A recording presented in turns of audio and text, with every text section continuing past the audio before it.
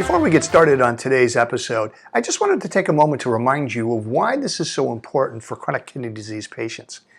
The diet, even with the new standards, is often very bland because of the removal of so many flavor contributors like sodium and fats, and even some other processed food, unfortunately, that we're so accustomed to, but we shouldn't be eating as much of. So this is why I find it important to bring these flavor tips to you. And they're also appropriate for anybody in the kitchen cooking anything, regardless of your health. So I hope you enjoy them. Today's episode is going to be all about citrus fruit. We find that there's great flavor in many parts of citrus fruit, but often we use only the little bottled stuff that we buy in the store of lemon juice or lime juice. And we're going to try to change your mind about that today. Those little bottles and jars not only contain lemon juice or lime juice, that's been sitting around for a while even though it's kept refrigerated, so it loses a lot of flavor, but it also contains some preservatives and some sodium.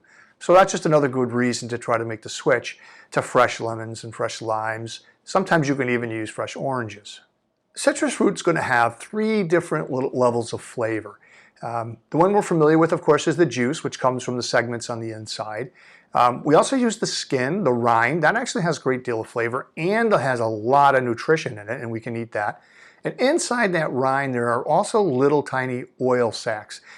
And that has, in the case of a lemon, just straight, strong, wonderful lemon oil. And that's one of the things we really want to try to take advantage of. As a reminder, between the segments and the peel and the zest is the pith, P-I-T-H, pith. And that's the white part that surrounds the citrus fruit after you take the peel off. Very tart, bitter, and you want to avoid using that at all. Try to not use it in anything because it's just going to make your dish taste bad. So in this video, you should be able to see the lemon oil come squirting right out of the peel or the rind.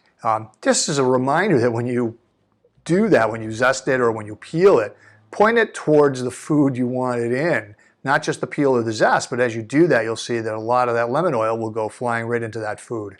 So how do we use some of this zest and this peel from the lemon, the lime, or other citrus fruits?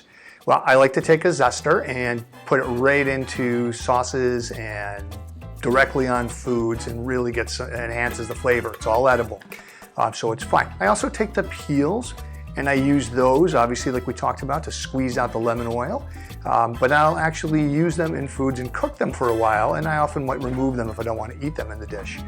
They're great for making things like simple syrups, which is just a sweetener for drinks. Like you can use a carbonated water, soda water, and a little simple syrup flavor with lemon, and you have a nice cocktail, a non-alcoholic cocktail. The other thing we can do is make candied citrus peels. Lemons, limes, oranges.